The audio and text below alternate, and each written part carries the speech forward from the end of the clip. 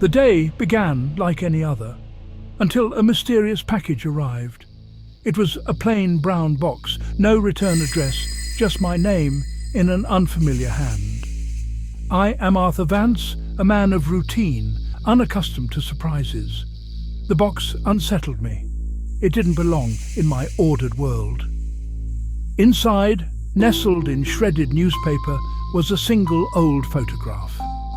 I picked it up, heart pounding.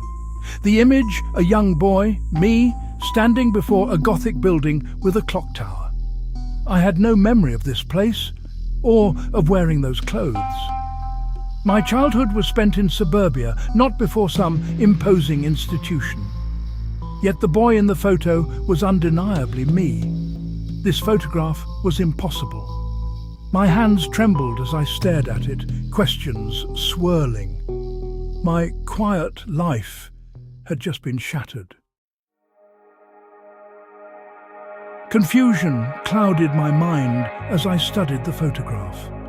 The building's Victorian clock tower, frozen at 3:15, dominated the background. I scoured my memories, nothing. A void surrounded my 7th year, a blank I'd never questioned. The need to know became an obsession. I scanned the photo for clues and noticed a wrought-iron gate with a raven motif. The shredded newspaper in the box was dated last week. Someone local had sent this. I began searching for Victorian buildings with raven gates. Hundreds of images, but none matched, until I spotted the raven detail. It was a lead. I had to find the truth, no matter how unsettling. My investigation had begun. The raven led me to Blackwood Manor, near the forgotten town of Port Blossom. Once a children's home, St Jude's Home for Boys, closed in the late 80s. I arrived in Port Blossom, a town frozen in time, and checked into a small B&B. Mentioning St Jude's drew wary glances and warnings to let the past lie. At the library, I found the admission records with the help of Mr Abernathy. There it was, Arthur Vance, admitted at age 7, parents deceased in a car accident. But my parents died of illness when I was a teenager. My entire history was a lie.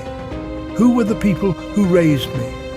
If my name was in this book, then who was I, really? The photograph, the void in my memory, everything pointed back to St Jude's. I needed answers. The truth was buried in Blackwood Manor. I had to go. Blackwood Manor loomed, abandoned and decaying. I pushed through the rusted Raven Gate and entered the dark, silent halls. The air was thick with sorrow and secrets. In the dormitory, I found a child's drawing, a boy falling from the clock tower, signed Leo. The name meant nothing, yet felt important. In Dr. Finch's ruined office, I pried open a locked cabinet. Most files were ruined, but one folder survived. Subject 12. Inside, clinical notes, a photograph of the boy from my package. But the name on the file wasn't Arthur Vance. It was Leo. My world spun. Who was Leo? Who was I? The file revealed everything. My real name was Leo. Arthur Vance was a fiction, a memory implanted by Dr. Finch's experiments. My parents were part of the therapy, hired to give me a new life. The trauma erased, the loss of my twin brother, Arthur. Finch's notes described the failed experiment.